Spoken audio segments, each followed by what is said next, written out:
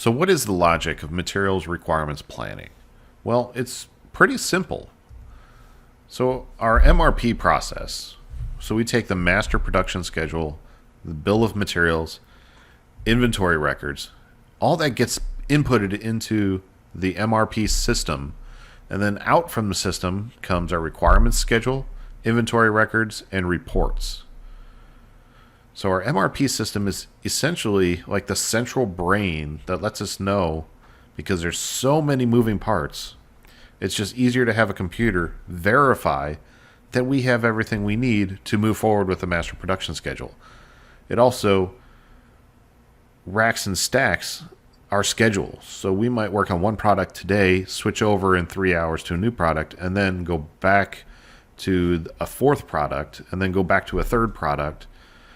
And the MRP will help us figure out what order based on the master production schedule, bill of materials, and inventory records, and many other factors that we're just not going to cover.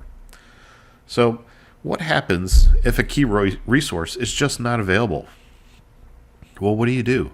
Well, we can make some changes to the master production schedule.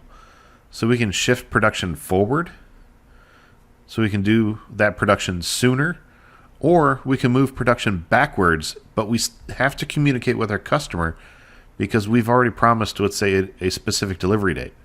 Well, how is that going to impact our customer? Maybe there's something we can work out with our customer that will be beneficial to them, but allow us the flexibility. Another option that we can do is increase capacity. We can authorize overtime. That's expensive, but it's something we can do. It's going to increase our labor, and it could increase machine capacity because that machine will be operating longer throughout the day. Instead of operating 2 shifts, maybe it's worth adding an extra shift, a third shift, to get the work done. So, but another option we can do is invest in additional equipment. So if we only have one specific machine that does this one thing, but we need more capacity, we might just have to purchase a second machine.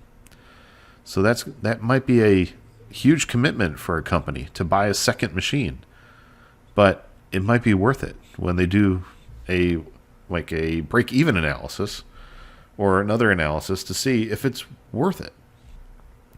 And then, of course, we can always try to contract it out, outsource, so we can qualify an additional supplier. We might be able to get the material from a supplier where we don't need to buy additional equipment because we can just get it from a supplier, or maybe we just have them do whatever an additional piece of equipment might do. These are just 3 options that you can do to increase capacity. You can get a lot more creative, but there's only so much room on these slides. So here's an example of a bill of materials. It won't look as pretty as this one does. So you have part number 1. It's an office chair. So what's comprised in an office chair? Well, it's a chair, so you need a seat assembly.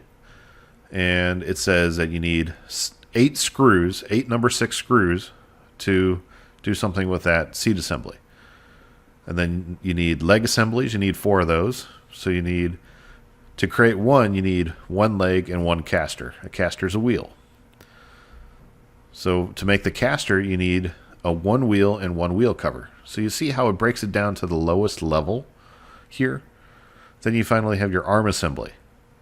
So you need 2 arms to complete this. So you need 2 number 6 screws, 1 arm, and 1 armrest. And then you finally need 12 number 2 bolts. Well, you would put all this stuff into the machine, into the MRP, and then it would tell you everything you need to know. But let's look at this bill of materials in more of a graphical format. This might help you understand it better.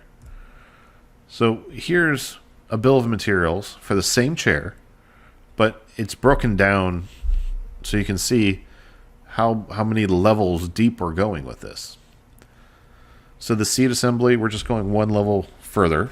Now the leg assembly, we have a level underneath that, but then we go even further with those casters. And then we have our arm assembly, and then we have the number 2 bolts on level 1 here. So you see, this is just a quick visual, but I would say 99 out of 100, you are not going to see a visual representation like this. This might be done for somebody who's not familiar with supply chain and who's not familiar with what a bill of materials is or how to read it. So don't count on seeing it in this form. You'll probably see it in a form like the previous slide. So what about outputs? So we need to evaluate performance. So what information do we need to do that? We have to see if our performance matches the plan that we had. Because if it doesn't, we need to figure out why. And that right information that we gather can help improve the planning process for the next time we do it. And then when we do the next time we do it, we're going to do more evaluation and try to make it even better. So it's a never-ending process of evaluating and trying to make the process better. But we do have some exceptions. So what warnings do we need when we're trying to make a product? Did we find out that those number 2 bolts were wrong and maybe we should try number 3 bolts? There's a lot of things that can change. And sometimes on the fly, if you run out of one product, you try to find a substitute so you can keep the line going, the manufacturing line. Well, unfortunately, that's where quality issues come into place, so you try not to do that. And then we need the right signals as the right time we can help take preemptive action. So we need to be able to see when things are going wrong before they go wrong. We need to see these things happening. That way we can try to be proactive and take care of it before it becomes an issue. So if we can do all that, we can understand the logic of the MRP. So our materials resource planning software or systems and software. So that's the logic. And we're going to move on to technology and how that makes MRP, or actually resource planning, possible. So see you in the next video.